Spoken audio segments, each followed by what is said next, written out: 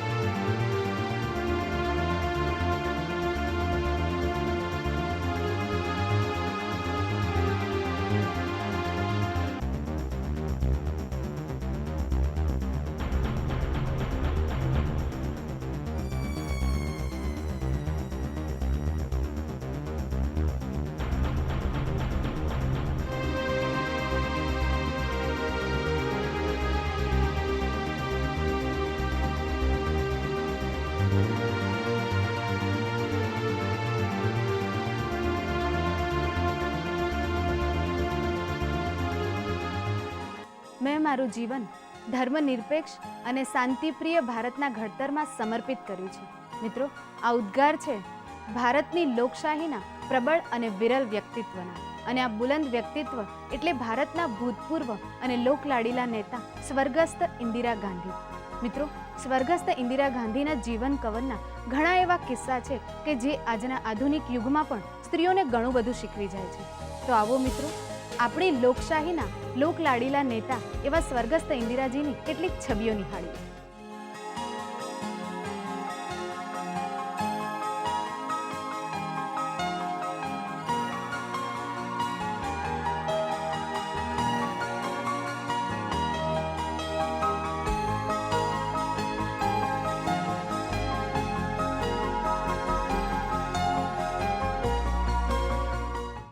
ઇન્દિરા પ્રિયદર્શિની નહેરુ એ નામ ઇન્દિરા ગાંધીને એમના ઘરવાલાએ એમને જન્મ વખતે આપ્યું હતું. એ એક શ્રીમંત અને રઈસ ઘરમાં મોટા થયા. પંડિત જવાહરલાલ નહેરુ ઇન્દિરાજીના ફાધર 22 વર્ષ જેલમાં રહ્યા. જ્યારે ઇન્દિરા ગાંધી મોટા થતા હતા ત્યારે એ ઘરમાં નહોતા. એવું કહી શકાય કે ઇન્દિરાજી એમના પપ્પા વગર મોટા થયા, પણ એમની દીકરીનું વિકાસ એમને જેલમાંથી કર્યું. એ રોજ એક લેટર લખતા હતા એમની દીકરીને, જે લેટરમાં એ આખા વિશ્વ વિશે, traditions, culture, America, Europe, Australia, Africa, આખા વિશ્વ વિશે એ પોતાની દીકરીને નોલેજ આપતા હતા. પછી એને ક્રોસ ચેક કરવા માટે કે એને એ વસ્તુ સમજી લીધી છે કે નહીં, એમને સવાલ પૂછતા હતા કે ઇન્દિરા, તમને કયો કલ્ચર એમાંથી સરસ ગમ્યું? કોની વેશભૂષા તમને વધારે ગમી, આફ્રિકા કે અમેરિકાની? એ સમજવા માંગતા હતા કે એમની દીકરીને એ વસ્તુની કેટલી સમજણ પડી. એ માહોલમાં ઇન્દિરાજી મોટા થયા. શ્રી પુપુલ જયકરે જે બાયોગ્રાફી લખી છે ઇન્દિરાજી માટે, એમાં ઇન્દિરાજીએ એમના ફાધર નહેરુજીને એક પત્ર લખેલો. ઇન્દિરાજી જ્યારે ઓક્સફર્ડમાં ભણતા, 20 વર્ષની એમની ઉંમર હતી, ત્યારે આપણે ત્યાં સ્વાતંત્ર્ય સેનાનો ચળવળ ચાલતી. એ વખતે એમણે જે પત્ર લખેલો એ મારા વાંચવામાં આવ્યો. એ આપની સમક્ષ અત્યારે વાંચું તો અસ્થાને નહીં ગણાય. એનાથી આપણને ખ્યાલ આવશે કે યુવાનીના સમયમાં એમનું ઘડતર કઈ પ્રકારનું થયું અને કઈ પ્રકારના સ્વપ્ન એમણે ત્યારથી જોવાના શરૂ કરેલ આપણા દેશ માટે. How vast and interesting and how beautiful is our country. How different is the climate, the scenery, how very different the people and their customs in each part. Yet, so few of us have the time or the means to break through the narrow walls of daily routine that enclose our lives to get to know this immense space of land that is India, to enjoy her loveliness and to make friends with our fellow countrymen who speak a tongue and think thoughts that are not our own. How I wish I were with you as you spread the magic message of freedom from one distant corner to another. આનો સારાંશ કહું તો એમણે વાત કરી છે કે આપણા દેશ કેટલો સુંદર છે, કેટલો વિશાળ છે, એક ખૂણાથી બીજા ખૂણામાં કેટલી જુદી જુદી પ્રતિભાઓ છે અને છતાંય તે લોકો એક છે. અને એમણે એ પણ ભાવ વ્યક્ત કર્યો છે કે કાશ હું અત્યારે તમારી સાથે હોત અને અત્યારે તમે જે સ્વાતંત્ર્ય માટે જે ચળવળ ઉપાડી છે એમાં હું તમારી સાથે ભાગરૂપે હોત. અને એમણે એક બહુ સરસ મુદ્દો વાત કરી છે કે કાશ જે ઘરમાં 4 દિવારોમાં લોકો છે, વધારે ને વધારે લોકોને આવી પ્રેરણા મળે કે બહાર નીકળી અને પોતાના રૂટીનમાંથી બહાર નીકળી અને દેશ માટે કંઈક કરી શકે.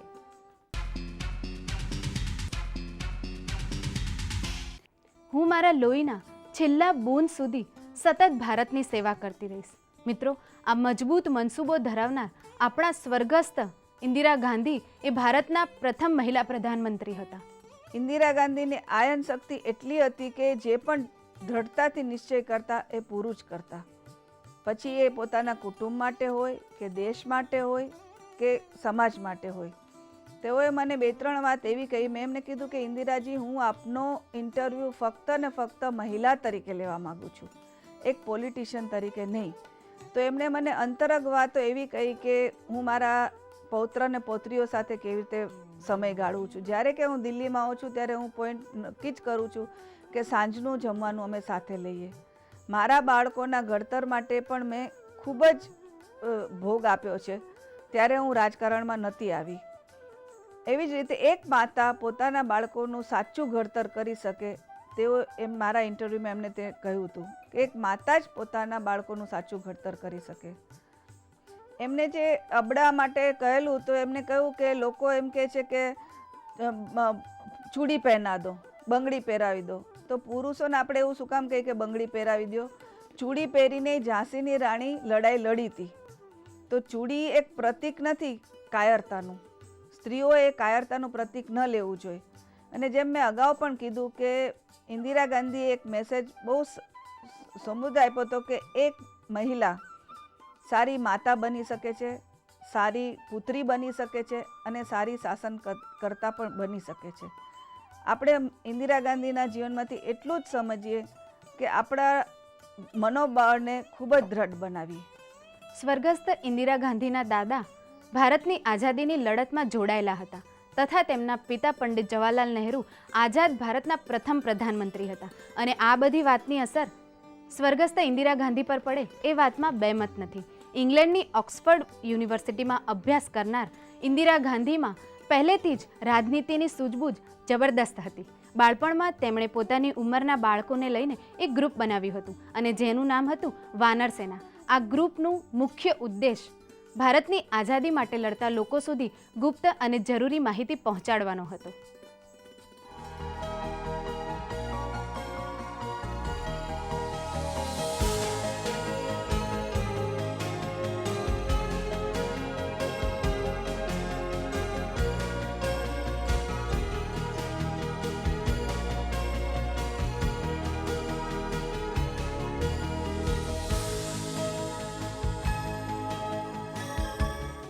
પંડિતજી ગાંધીજીના સંપર્કમાં આવ્યા ત્યારે એમને એક ચિંતા હતી કે ઇન્દિરા જે છે એ ગાંધીજીના રસ્તે બી ચાલવા જોઈએ, કેમ કે એમનું આખું ફેમિલી મોતીલાલ નહેરુ એ ગાંધીજીના રસ્તે પર ચાલી ગયા હતા.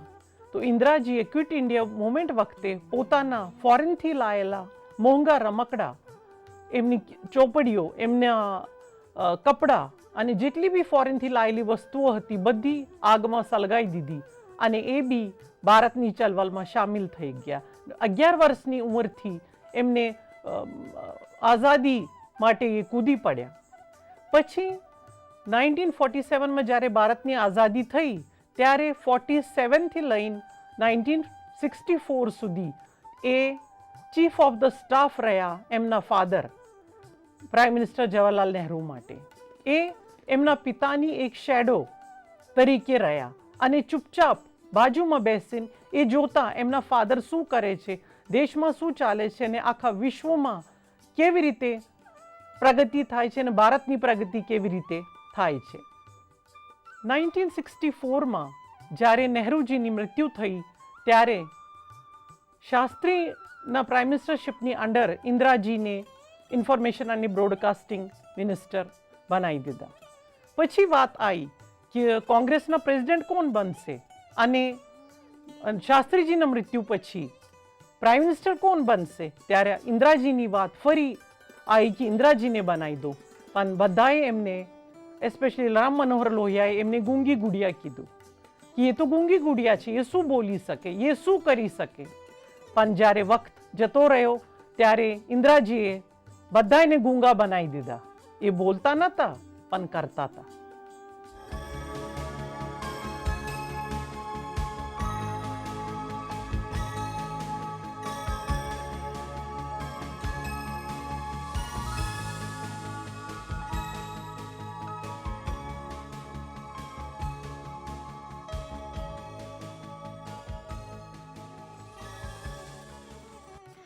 આજના યુવાનને શું જોઈએ, આજની સ્ત્રીને, આજની યુવતીને શું જોઈએ, એમનો શું રોલ મોડલ હોય? એક છે સૌથી મોટી વાત જે આજના યુવાનને સ્પર્શે છે, તે છે સ્વતંત્રતા, independence. Who doesn't want to be independent? આપણે જો ઇન્દિરાજીનો વિચાર કરીએ અને એમની જે વિવિધ પર્સનાલિટી આસ્પેક્ટ્સ જોઈએ, તો એમની સૌથી મોટી એક જે સ્ટ્રેન્થ હતી એ હતી કે એમની આંતરિક શક્તિ, એમની આંતરિક સ્વતંત્રતા. અને એ સ્વતંત્ર રીતે દરેક પરિસ્થિતિને કઈ રીતે જોઈ શકતા હતા, મૂલવી શકતા હતા. શી હેડ અ ચાર્મ, શી હેડ અ ડિગ્નિટી. એમનું એક જાજરમાન વ્યક્તિત્વ હતું. એક જેને કહીએ કે સ્ટીલનેસ, એક સ્થિરતા સાથે એ સરસ રીતે એમના આંટાઘૂંટીવાળા જે પ્રશ્નો હતા આપણા દેશના, એને એક સ્થિરતાથી મૂલવી શકતા હતા. આત્મવિશ્વાસ સભર એમનું વ્યક્તિત્વ જે સતત લોકોને પ્રેરણામય હતું. અને એમને દેશના જે સ્વપ્નો જોયા, પોતાના સ્વપ્નોને બાજુમાં રાખી અને દેશના સ્વપ્નોને સાકાર કરવા માટે આ વ્યક્તિ જે બહાર આવી અને એની જે એમની પર્સનાલિટીની જે ખૂબીઓ હતી એ આપણા દેશને કામ લાગી.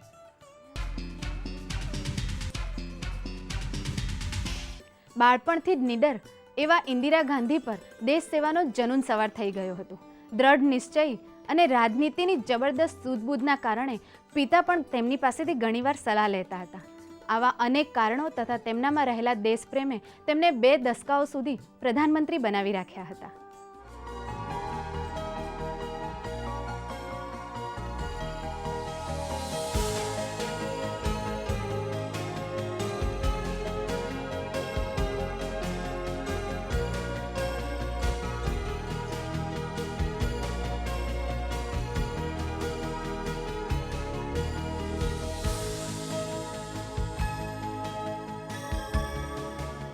મારી આ જર્નીમાં અતિશયોક્તિ વગર કહી શકું કે ડગલે ને પગલે કોકિલાબેનને લોકો યાદ કરે છે. એમની સુવાસ હજી પણ મહેકે છે. કેમ? કારણ કે એમણે એટલું બહેનો માટે, એટલું ગરીબો માટે કામ કરેલું. અને આની પ્રેરણા એમને મળેલી ઇન્દિરાજી પાસેથી. નાનપણમાં યાદ છે, ઘણીવાર મમ્મી વાતો શેર કરતા હોય કે જ્યારે પણ ઇન્દિરાજી સાથે મળીને આવ્યા હોય ત્યારે કે એ વ્યક્તિ જે આટલા સારા પરિવારના છે, આટલા શિક્ષિત છે અને એમના દેશને કેટલો પ્રેમ કરે છે, સ્ત્રીઓ માટે, ગરીબો માટે એમને કેટલા ઉચ્ચ સ્વપ્નો જોયા છે, અને એ બધા જ્યારે શેર કરે છે અમારા બધા સાથે, તો સૌને એટલું ઇન્સ્પિરેશન મળે છે કે આપણે આપણા દેશના ગરીબો માટે શું કરી શકીએ. અને ખાસ કરીને એ જમાનામાં જ્યારે હજી પણ સ્વતંત્રતા મેળવ્યાની મહેક મગમગતી હતી. આજે જ્યાં ગરીબી, આરોગ્ય, આતંકવાદ વગેરે જેવા પ્રશ્નોએ ખૂબ વિકરાળ સ્વરૂપ ધારણ કર્યું છે, ત્યારે એ સમયે રાજનીતિમાં માહિર એવા ઇન્દિરા ગાંધીએ આ બધા પ્રશ્નોને કળી ગયા હતા અને તેમનો ઉપાય શોધી તેનો અમલ પણ શરૂ કરી દીધો હતો. એ વખતે જે ઇન્ડિયામાં બેંક હતા એ બધા પ્રાઇવેટ હતા, અને જે પૈસાવાળા લોકો હતા એ લોકો જ ખાલી બેંકમાં એકાઉન્ટ રાખી શકે, અને એમાં બહુ ઇરેગ્યુલેરિટીઝ થતી હતી. આમ માણસ અને ગરીબ માણસ એ બેંકમાં ના જઈ શકે અને ત્યાં એકાઉન્ટ ખોલી શકે. પણ એમને વિચાર્યું કે જે આપણે બેંક્સને નેશનલાઇઝ કરીએ તો એ ગરીબ માણસ જે છે એ એકાઉન્ટ ખોલી શકે અને એમને એનો ફાયદો થશે. અને આજ આપણે નેશનલાઇઝેશન ઓફ બેંક્સના ફાયદા જોઈએ છીએ. એ ગરીબ માણસ 100 રૂપિયાનું બી એકાઉન્ટ ખોલે છે અને એમને એનો ફાયદો થાય છે. ઇન્દિરા ગાંધી મારા રોલ મોડલ હતા નાનપણથી. એમને મળવાની મને તીવ્ર ઈચ્છા હતી અને આ ઈચ્છા મારી 1984માં પૂરી થઈ. એમનો જે નિખાલસ સ્વભાવ અને જે એમને વાતો કરી મારી સાથે, એમને મારી સાથે બધા સંસ્મરણો શેર કર્યા હતા. ખાસ કરીને મને એમની જે બે વાત બહુ જ સ્પર્શી ગઈ કે નારી અબળા નથી. જે નારી બાળકને જન્મ આપી શકે તે કોઈ દિવસ અબળા હોય જ ન શકે. અને એક વાત કે where there is a will there is a way. આ મારા જીવનમાં સંસ્કૃત થઈ ગયા કે જો બહેનોમાં વિલ હશે તો એ સમાન હક મેળવી જ શકશે. ત્યારે 20 વર્ષ પહેલાંની વાત કરું કે બહેનોને એટલી સ્વતંત્રતા અને મળી નહોતી, પણ તેઓ બહેનોની સ્વતંત્રતા અને એમ્પાવર માટે લડતા હતા. અને ત્યારે એમણે મને એક વસ્તુ કહી હતી કે જો તમે મીડિયા અને પ્રેસવાળા અમને સાથ આપો તો અમારી કામ સહેલું થઈ જાય. તો આજે હું વિચાર કરું છું કે એમને જે શબ્દ કહ્યા હતા એ સાચા હતા. ઇન્દિરા ગાંધી જેટલું આયન લેડ વ્યક્તિત્વ ધરાવતા હતા એટલો જ તેઓ કુટુંબિકમાં એકદમ જ સાલસ અને સાહજિક હતા. ઇન્દિરા ગાંધીની બહેનો અને મહિલાઓ માટેની જે સમાનતા અને જે સ્વાતંત્ર્ય માટે તેમણે જે મહેનત ઉઠાવી હતી, જે જમાનામાં લેડીઝો ક્યાંય આવે જ નહીં જાહેર જીવનમાં, એમાં તેમને મહેનત કરીને પોતે આગળ આવ્યા, પોતાના આખા પહેલાંને આગળ લાવ્યા. અને એનો એક જ વસ્તુ કહેતા હતા કે બહેનોએ પોતાની સ્વતંત્રતા માટે પોતે જ લડવું પડશે. કોઈ એમને સાથ આપે કે ન આપે, આપણામાં એક સુસુપ્ત શક્તિ રહેલી જ છે. આ સ્વતંત્રતા માટે અને આ એમ્પાવર માટે એમને ત્યારથી બીજ નાખેલા હતા, જે આપણે અત્યારે 20 વર્ષ પછી ભોગવી રહ્યા છીએ. એટલે I must say that we were proud to have such a brilliant and powerful personality as Indiraji, and we are very આપણું સૌભાગ્ય છે કે ઇન્દિરાજી આપણા દેશમાં, એ દીકરી આપણા દેશની થઈને જન્મી અને આપણા દેશને નેતા તરીકે આવી સરસ દીકરી મળી. ઇન્દિરા ગાંધીનું વ્યક્તિત્વ એના નામ પ્રમાણે જ છલકાતું હતું. ઇન્દિરા ગાંધી એટલે ઇન્દિરા મીન્સ ઇનિશિયેટિવ, ઇન્ડિપેન્ડન્સ અને સેલ્ફ કોન્ફિડન્સ. એટલે જ તો ઇન્દિરા ગાંધી એમના નામ પ્રમાણે જ એમના કાર્યો હતા. આપણે જ્યારે આજે વુમેન એમ્પાવરમેન્ટની વાત કરીએ છીએ ત્યારે ઇન્દિરા ગાંધીના કાર્યો, એમના શું કહેવાય, એમની રાજકારણીય સૂઝબૂઝ અને એમની રાજકારણીય ઈચ્છાશક્તિના કાર્યોમાં ઝલકાઈ આવે છે. ઇન્દિરા ગાંધી એટલે તો ભારતના સામાજિક રાજકીય ક્ષેત્રે પણ ઇન્દિરા ગાંધીનું નામ એક લોખંડી સ્ત્રી, એક ધ્રુવના તારા પ્રમાણે છલકાય છે.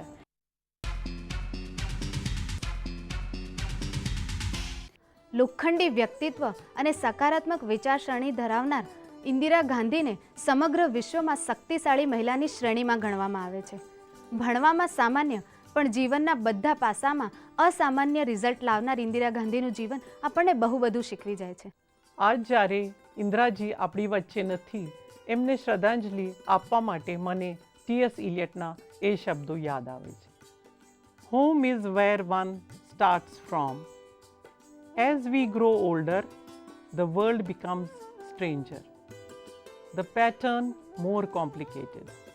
In my end is my beginning. આજે જ્યારે આપણે એમને આટલા વર્ષો પછી યાદ કરીએ છીએ ત્યારે સ્વાભાવિક રીતે જ આંખમાં પાણી આવી જાય છે કે આપણે આજે ઇન્દિરા ગાંધીને યાદ કરીએ છીએ, તેમને એક સશક્ત નારી તરીકે પૂજીએ છીએ. તો કહેવાતા આપણા ભારતીય કુટુંબોમાં શું આજે એક દીકરીનો જન્મ થાય તો તેને આવકારવામાં આવે છે ખરી? આ એક અગત્યનો મુદ્દો છે. દરેક વ્યક્તિને મારી એક વિનંતી છે કે આજે એક દીકરીનો જન્મ જો થયો છે તો તમે એને આવકારો, તેને માન સન્માન આપો. અને પુરુષ સમવડી બનવાના દરેક સ્ત્રીના પ્રયત્નો બી હોય છે, તો બી તેનો પણ સ્વીકાર કરો. તો દર્શક મિત્રો, આપને અમારો આ કાર્યક્રમ કેવો લાગ્યો એના પ્રતિભાવો અમને જરૂરથી મોકલશો. અને હા, આપ તથા આપનું કોઈ ગ્રુપ સમાજ સેવા કે રાષ્ટ્ર સેવાના કાર્ય કરી રહ્યું હોય તો એની વિગતો અમને જરૂરથી મોકલાશો. અને અમારું સરનામું છે નિયામક શ્રી યુવા તરવરાટ કાર્યક્રમ, દૂરદર્શન કેન્દ્ર, થલતેજ ટેકરા, અમદાવાદ 380054 અને અમારું ઈમેલ આઈડી છે yuvatarvarat@ddgirnar.com. તો આવતા સપ્તાહે ફરીથી મળીશું. ત્યાં સુધી બાય બાય.